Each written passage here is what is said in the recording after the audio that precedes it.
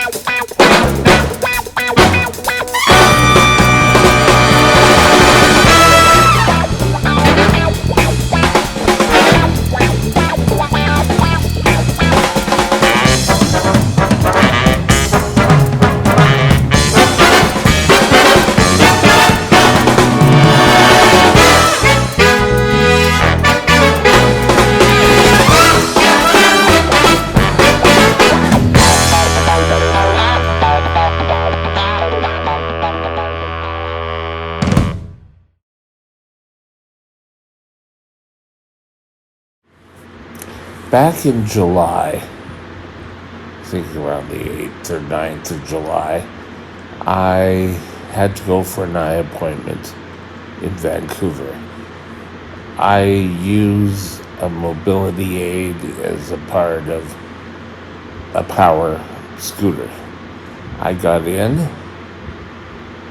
It was going okay. I got into the chair, and the first hill in the transport vehicle that I had to go down,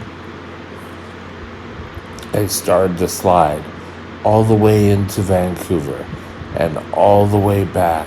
I just kept trying to brace myself, and it was a pretty painful trip. I just wanted to go to bed. I honestly didn't even want to eat. And if you look at me, you know eating is a prime thing. This time, I went in a manual chair, and it was a pretty nice manual chair. It allowed me to manipulate myself, but I couldn't wheel it. I had to have someone help push me. And we got to the eye place, and I didn't slip. I didn't have to hold on once. The only problem I had was eating my lunch heading there. I left here around 5 millimoles per deciliter, and very quickly on the road found that I had dropped, and I dropped as low as 2.7.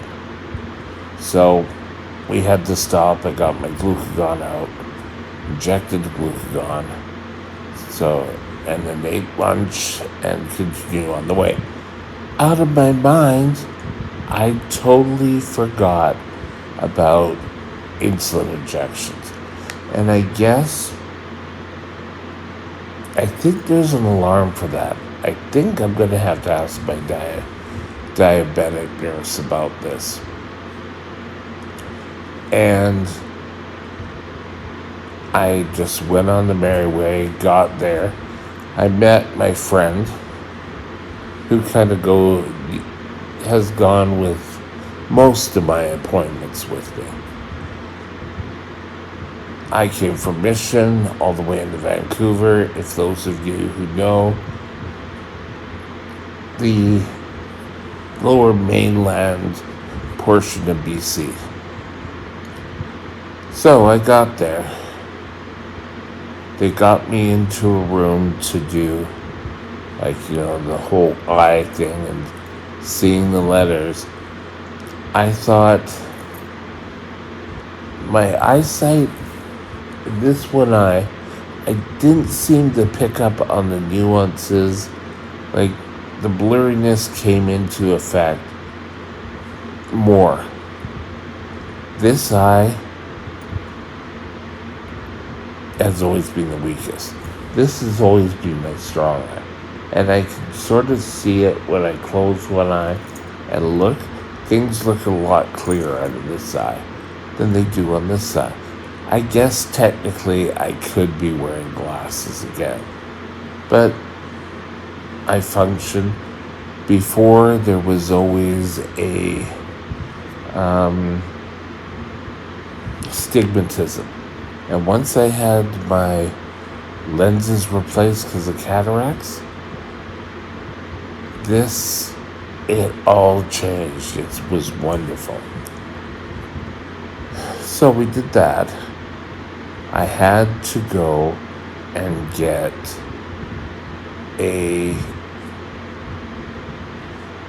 change of position so that they could take pictures of your eyes. Every time I go to this eye doctor, it's you go in, you get drops, they take a look, they do blah, blah, blah.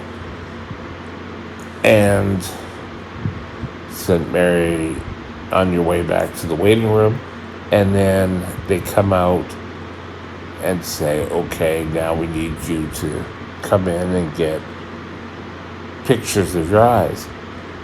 I've got to give kudos. The guy manipulated the chair and got me right up so I was able to take pictures of the eye. The doctor said the tighter control has helped, and I am still in a stable mode. Like, my veins of my retina, there are no new bleeds. And my friend made the comment, so he isn't blind yet. And the doctor kind of came back and said, no, I don't think if we keep up with things. He was quite happy, took a look at my time and range. He was quite happy with that. I told him I have a few lows, and his advice was treat them quickly so they don't go too far. And what have I been telling you? Maybe don't go, treat your lows quickly. These things are one of the most important things you'll ever need. And diabetic blindness has dropped. And that's because there is so much push on ensuring that type 1 diabetics' blood sugars are in tight control. I'm sure it's the same for type 2, type 1.5, gestational, all the diabetes types. But never forget that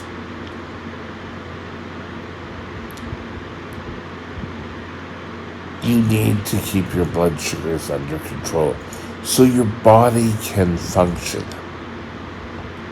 If you decide you're going to go do a major fitness program. It's important that the first step is take care of you. And taking care of you, sorry, I've got my quilt up there, it's a little warm in here, is controlling your blood sugars. I know I sound like an old broken record. And you need to be well aware of where your blood sugars are, how you're treating it. Gone are the years of people saying, I don't know, my doctor just does all that. Now every diabetic will say from 18 on, 19, is responsible for every aspect of their care. So don't go wild. If you notice eye changes,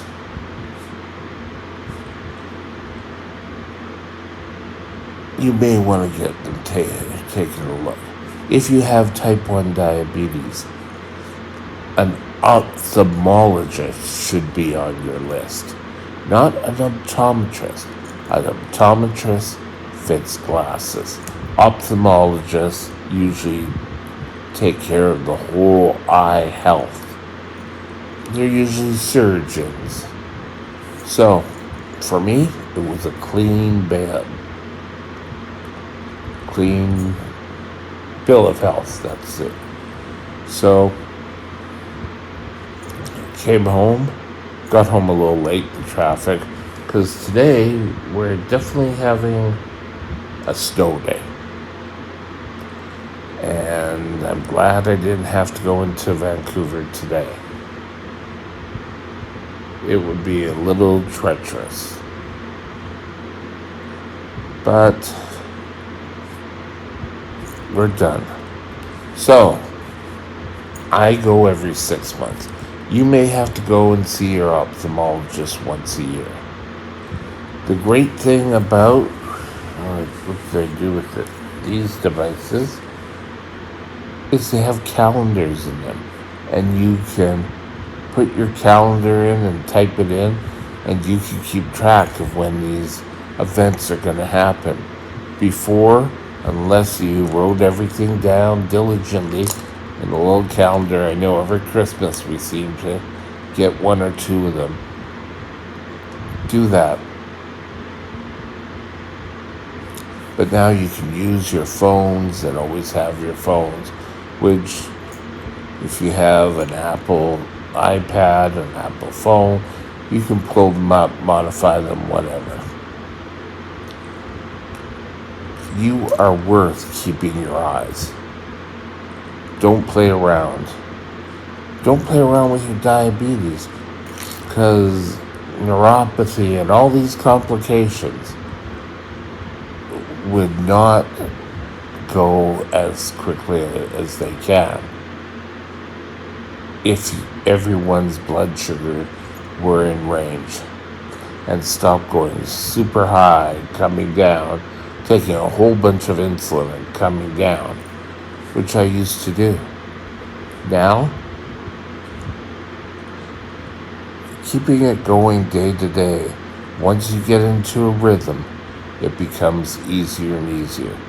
It's nice, just an aside, I know this is no longer eyes, but it's nice when I go to bed that I can sleep and wake up not having super high blood sugars, because you're able to get up, get going on your day, and you feel better throughout the day. Your eyes will also thank you for that. Anyway, I know I'll be back to talk to you February 21st, I believe. Or maybe the 22nd. My 21st is my doctor's appointment. So, and with that, I hope you have a super day, and we'll talk again soon. Bye. If you enjoyed the video, please consider subscribing. Thank you. My email is mikesdiabetesworld@gmail.com. mikesdiabetesworld@gmail.com.